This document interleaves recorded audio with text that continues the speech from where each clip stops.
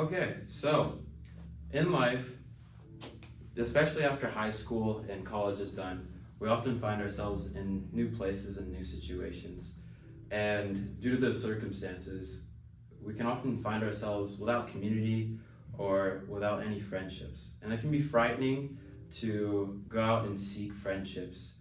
But today, I'm going to discuss how to break down the social process in order to ease fears and eventually create meaningful friendships. So the first thing you have to do, you have to get where people are at. You have to find where people are just residing kind of in social areas. For example, you could go to a book club, you can go to a cooking club, you could go to a church. Churches usually have lots of people and good communities. And also you can use the internet. For example, Facebook groups. I remember when I was serving as a missionary, I was often put in areas that I didn't know many people, and my colleagues and we had to be creative per se in getting to meet people. So one day we thought that we should join a Facebook group. And the Facebook group that we joined was a car one. And because I like cars, my colleague and I thought it would be a good idea. So we joined the group and we were able to go to a car meet. And through that, we were able to just meet people and just kind of see what the area was like. So that's a great way to just kind of get out of your own way instead of just staying in the house.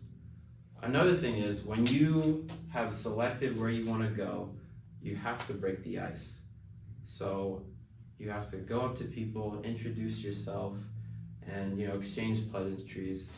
And one really important thing is to have them talk about themselves.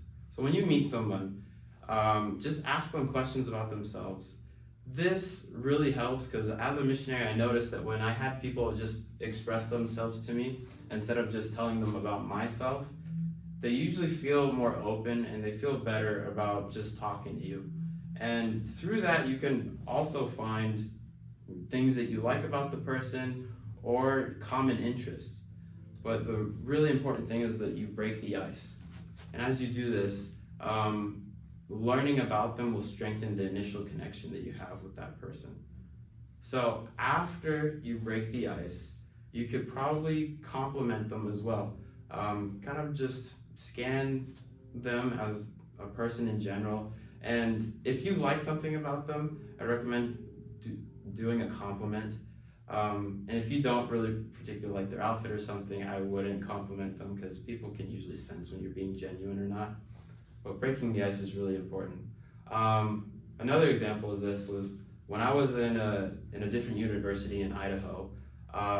Because I like cars, like I stated, I saw this guy in a red car, and I was driving in mine, and he revved his car at me, and I revved my car at him.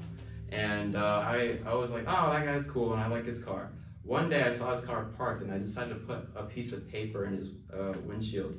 And I just put my name and number, and I said, I drive this car, we should hang out. And then from that point forward, like the next day, he texted me, and we began talking that way. So you can break the ice in so many different ways, but if you do not, you are just kind of gonna be alone. And that defeats the whole purpose of trying to get acquainted with your new area. The third thing that you should do, this is really important, is to consistently go to the places that you have selected. For example, if you aren't going to your church or your book club often, you're not going to become a familiar face. How are people going to know you? In order to remain a familiar face, you're going to have to be there consistently. And then over time, people will get associated with you.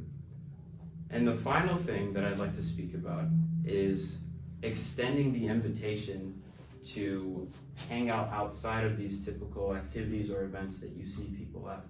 It's through the invitation that you are able to get to know each other better outside of the events. They will no longer associate you with the event. You'll give both of you and the other person a chance to connect on a deeper level.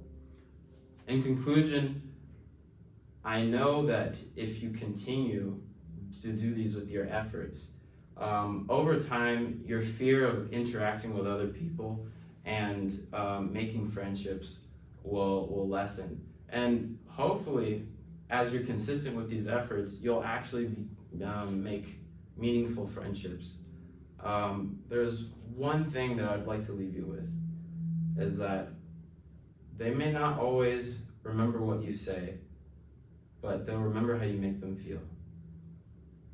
Thank you.